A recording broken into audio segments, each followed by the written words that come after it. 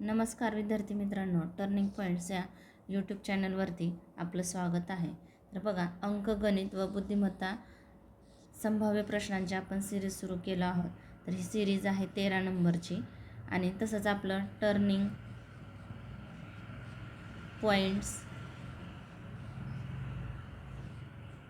App पण आहे. हे ॲप तुम्ही नक्की डाउनलोड करून बघा. त्याच्यात आपण विविध परीक्षांच्या टेस्ट सिरीज देतो आणि अगदी माफक दरात. तर याची लिंक तुम्हाला डिस्क्रिप्शन बॉक्समध्ये भेटून जाईल. तर चला प्रश्न बघू आपण आता. एक्स हा एक काम एकट्याने 24 दिवसात पूर्ण करू शकतो आणि वाय हा तेच काम एकट्याने 48 दिवसात पूर्ण करू शकतो. त्यांनी एकत्रितपणे काम सुरू केले, पण काम पूर्ण होण्याच्या 9 दिवस आधीच वाय काम सोडून गेला. तर ते काम किती दिवसात पूर्ण होईल? आता याचे काय किती एक्सचे किती दिवसाचे काम आहे? 1/24 आणि वायचे आहे 1/48. ह्या दोघांचे किती दिवस काम होईल? तर यांचा लसावी येतो 48. 24 दोन्ही 48 अधिक 48 एक 48 म्हणजेच 3/48. ह्याला भाग घालू. 3 एक 3, 3 एक 3, 3 सम 18 म्हणजे दोघं मिळून किती दिवसात काम करतील? तर 1/16 दिवस काम करतात. पण काय म्हणले, 9 दिवस काम पूर्ण होण्याच्या आधीच कोण सोडून गेलं? तर वाय काम सोडून गेला. तर बघा, तर दोघे मिळून 1 दिवसात किती काम करतात? 1/16. तर एकूण काम 1. ठीक आहे, बरोबर. आता आपण दोघांचे मिळून 1 दिवस काम घेऊ. 1 दिवस काम घेऊ म्हणजेच किती? 1/16 बरोबर 1/16 गुणुले x अधिक परत काय आहे? x किती? एक काम 1/16 दिवसात पूर्ण करतो आणि त्याचे 9 दिवसाचे काम किती? तर 1/24 गुणुले 9. 1 बरोबर 1/16 अधिक 9/24. ह्याला आता आपण कटवू. 3 त्रिक 9, 3 एक 3, 3 8 24. तर 1 बरोबर 1/16 अधिक 3/8. अधिक 3/8ला आपण इकडं वजा 3/8. इथं राहिलं किती? 1/16. आता यांची वजाबाकी येते, तिरपा गुणाकार. 8 एक 8, 8 वजा 3 भागिले 8. 8 मधून 3 गेले, राहिले 5/8. परत आता 5/8. तर इकडले भागाकारातले 16 इकडं गुणाकारात राहिलं काय? x. 5/8 गुणुले 16 बरोबर x. 8 एक 8, 8 दोन्ही 16, 5 दोन्ही 10. हे काय आलं? x. हे काय आलं? तर दोघांनी मिळून केलेल्या काम दिवसांची संख्या आहे 10 दिवस. आणि परत काय म्हटलं आपल्याला? तर वाय काम सोडून गेला, तर ते काम किती दिवसात पूर्ण होईल विचारले. तर ह्या दोघांचं काम किती दिवसात झालं? तर 10 दिवस.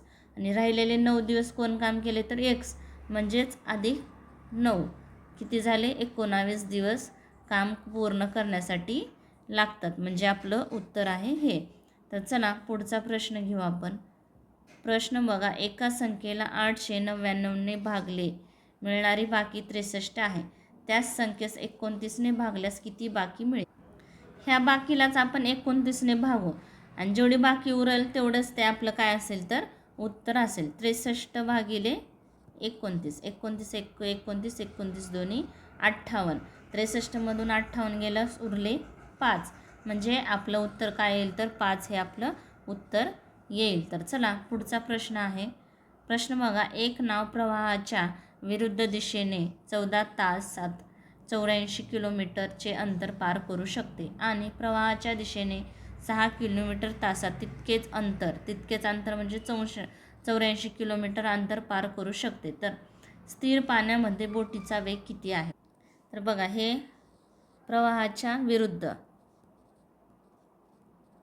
वेग, हे स्थिर पाण्यातील वेग, आणि हे आहे प्रवाहाच्या दिशेने.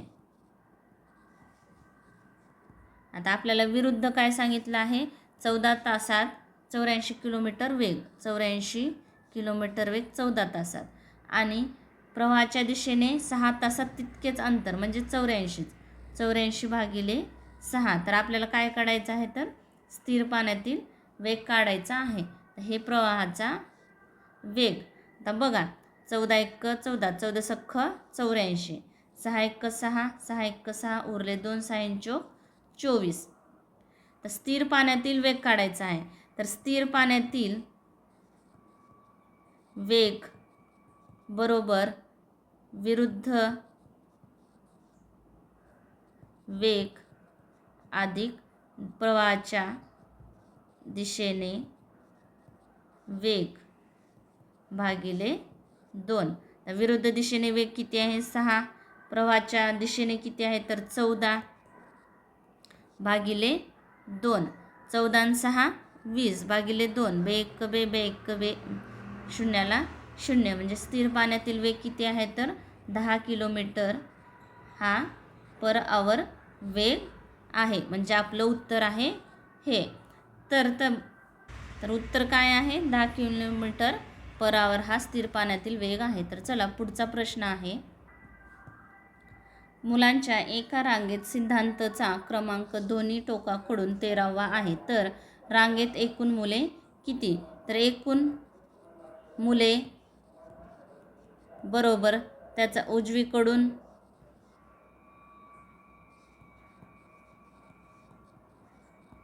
क्रमांक अधिक डावीकडून क्रमांक वजा 1 करू. तर दोन्ही बाजूंनी 13वा आहे, म्हणजे 13 अधिक 13 वजा 1, 13 दुनी 26, 26 मधून 1 गेला तर राहिला 25, म्हणजे त्याचा. तर एकूण रांगेत किती मुले आहेत? तर 25 मुले आहेत. चला, प्रश्न आहे पुढचा.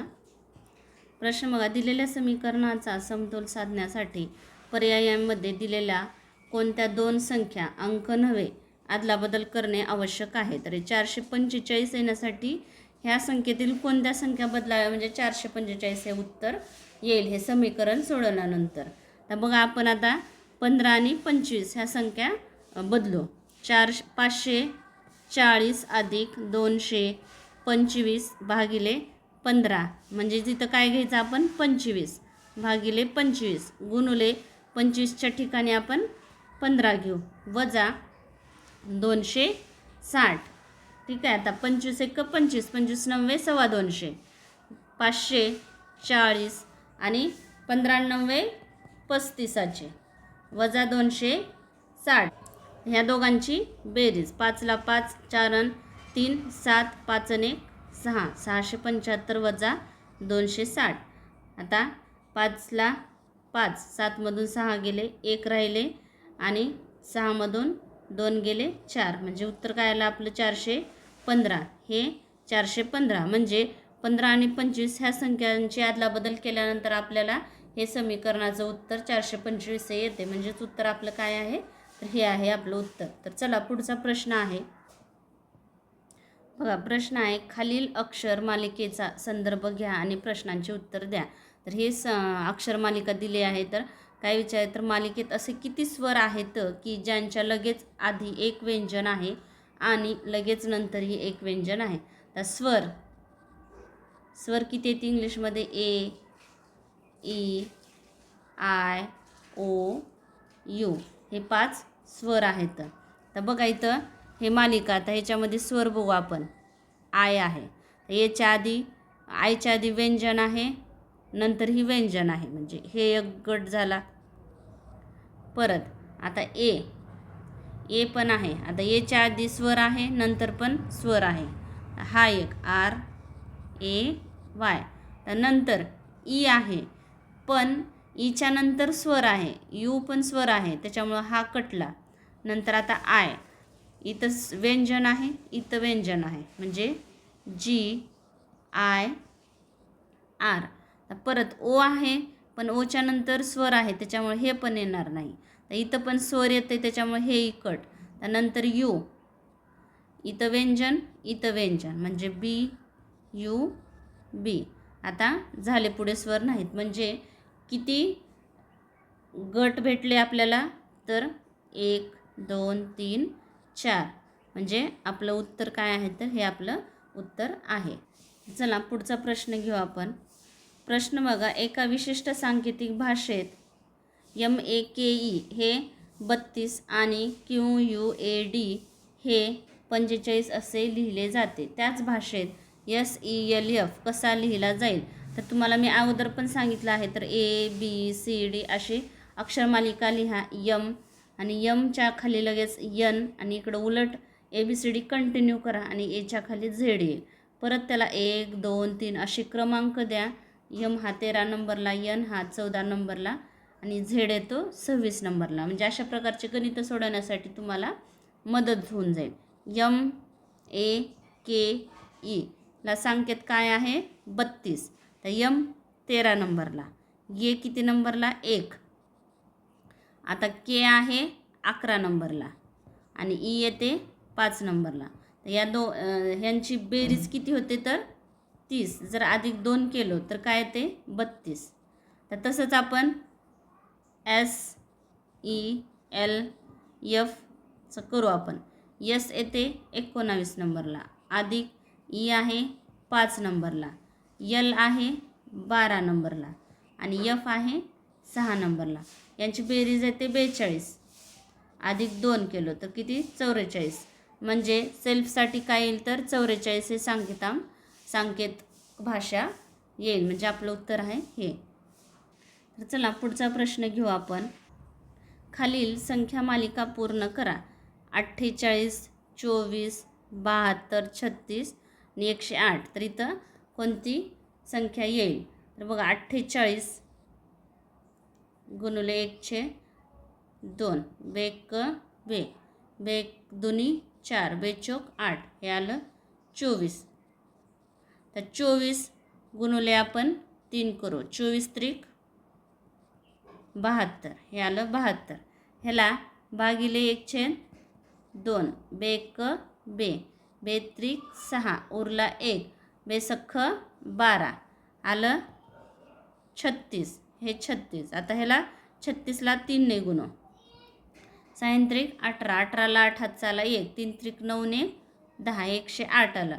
आता बघा, इथं 102 ने भागलो, परत गुणाकार केलो, परत भागलो, गुणाकार. आता इथं काय येईल? भागाकार. बेक बे, बेपंची 10, बेचोक 8. म्हणजे ह्याच ठिकाणी संख्या कोणती? तर 54 ही संख्या इथं येईल. म्हणजे आपलं उत्तर आहे हे. तर चला पुढचा प्रश्न घेऊ आपण. प्रश्न आहे, प्रत्येकी 250 मीटर लांबीच्या 2 ट्रेन्स समांतर रुळावर एकमेकींच्या समोरासमोरील दिशेने अनुक्रमे 90 km/h आणि 60 km/h वेगाने धावत आहेत. तर किती सेकंदात त्या ट्रेन्स एकमेकींना पूर्णपणे ओलांडतील? तर काय, एकमेकींसमोरील म्हणजेच विरुद्ध दिशा आहे.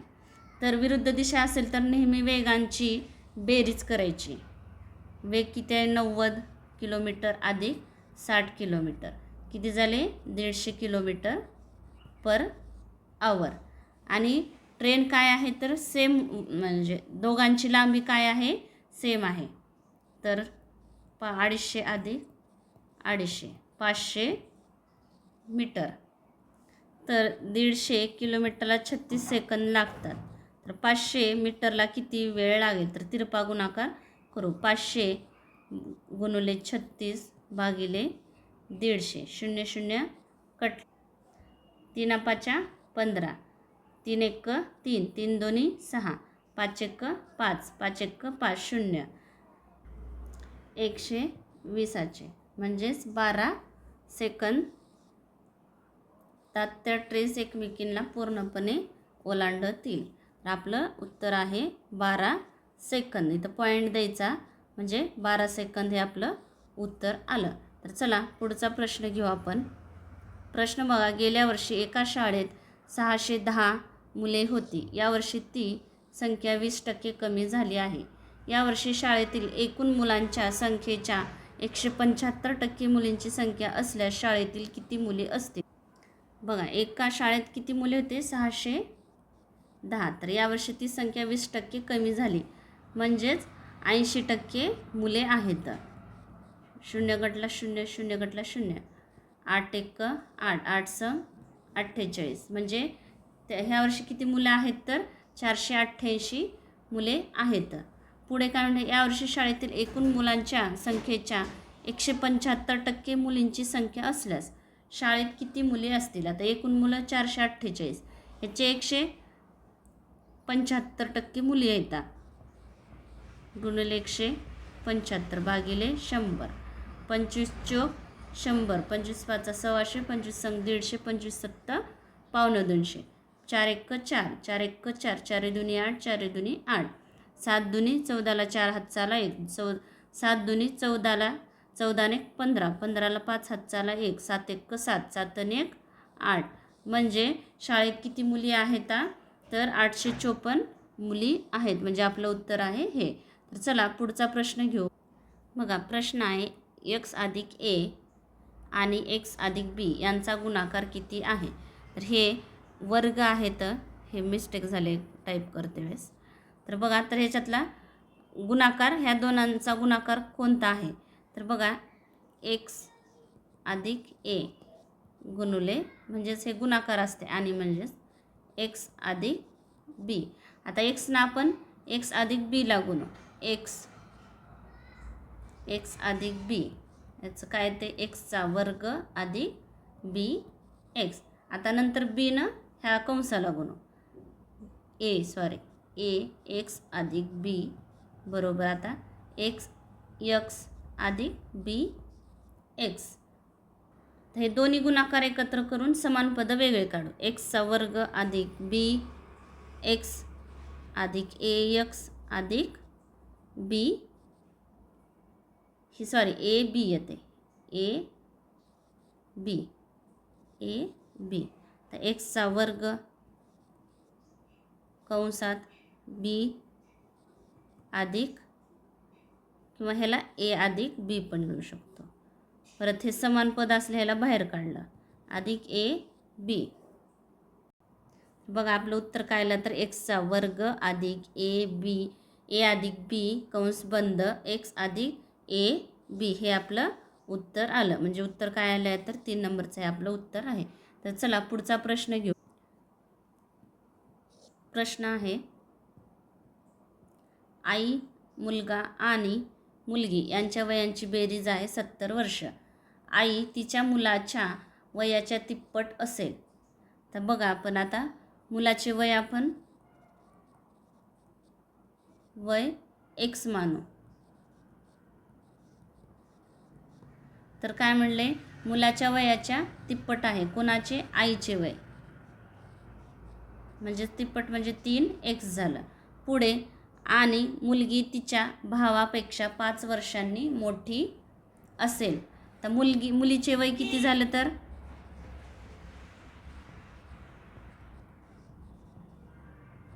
x अधिक 5. ह्या तिघांच्या वयांची बेरीज किती आहे? 70 वर्ष.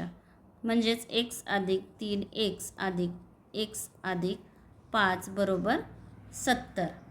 तर हे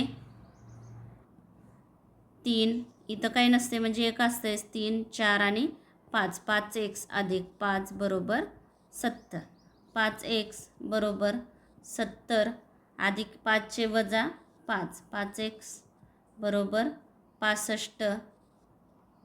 x बरोबर गुणाकारातले 5 भागाकारात 5, 5 1 5, 5 3 15, x बरोबर 13. तर पुढे काय विचारलं आहे? तर आईचे वय किती असेल? आईचे वय आपण किती घेतलं होतं?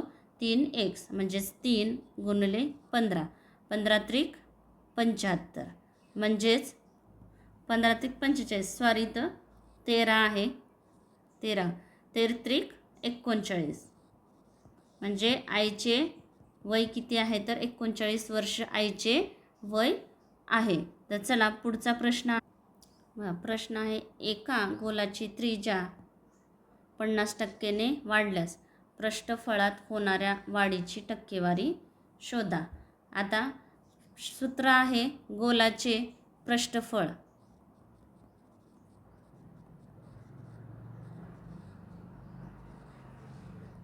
बरोबर 4 पाया r वर्ग. ह्यालाच आपण जे मूळ पृष्ठफळ पण मानू, गोलाचे मूळ पृष्ठफळ मानू आणि त्रिज्या ही x मानू. आता काय 50% वाढ कशात झाली आहे तर त्रिज्येत वाढ झाली. 50% वाढ. तर मूळ त्रिज्या आपली x आहे, तर x मध्ये परत 50% वाढ झाली आहे. 50% वाढ. 0 0 कटलं 5 1 5 5 2 10 म्हणजे x अधिक वाढ झाली हे अधिक x/2 यांची बेरीज येते 3x/2 म्हणजे नवीन त्रिज्या काय भेटले आपल्याला तर 3x/2 ही नवीन त्रिज्या आहे. तर आपल्याला आता काय नवीन पृष्ठफळ काढायचे. पृष्ठफळाचं सूत्र काय आहे तर 4 पाया r वर्ग. तर 4 पाया गुणुले तर वर्ग नवीन त्रिज्या काय भेटली आहे आपल्याला तर 3x/2 कंसाचा वर्ग. 4 पाया गुणुले 3चा वर्ग 9 x वर्ग 2चा वर्ग 4. तर 4 1 4 4 1 4 कटलं राहिलं किती 9 पाया x वर्ग. हे काय झालं नवीन पृष्ठफळ आहे. आपलं मूळ पृष्ठफळ काय म्हणलं आपण 4 पाया r वर्ग म्हणजेच r म्हणजेच आपण त्रिज्या मांडलो आहे. तर ह्याची वजाबाकी करू 4 पाया r वर्ग. हे पाया r वर्ग जशास तसं 9 मधून 4 गेले राहिले किती 5 म्हणजे ह्या दोन्हीतील पृष्ठभागातील फरक किती आहे तर 5 पाया r वर्ग हे फरक आहे. तर आपल्याला काय विचारलं आहे तर पृष्ठभागात होणाऱ्या वाढीची टक्केवारी विचारलं आहे. तर नवीन वाढ आपल्याला फरक समजला एवढ्याने वाढली आहे, पण त्याची टक्केवारी काढायची आहे आपल्याला. तर वाढ किती आहे 5 पाया r वर्ग 5 पाया r वर्ग. मूळ पृष्ठफळ किती आहे आपलं तर 4 पाया r वर्ग गुणुले 100. हे पाया r कटलं पाया r कटलं 5 गुणुले 100 हे 500/4. 4 1 4 4 1 4 उरले 1 4 2 8 उरले 2 4 5 20 म्हणजे किती टक्के वाढ झाली आहे तर 125% वाढ झाली आहे. म्हणजे आपलं उत्तर आहे हे. तर अशा प्रकारे आपण अंकगणित व बुद्धिमत्ता संभाव्य प्रश्नांची विश्लेषण सिरीज सुरू केलं आहोत. तर व्हिडिओ आवडला असेल तर नक्की शेअर करा, लाईक करा, सबस्क्राईब करायला विसरू नका. Thanks for watching this video.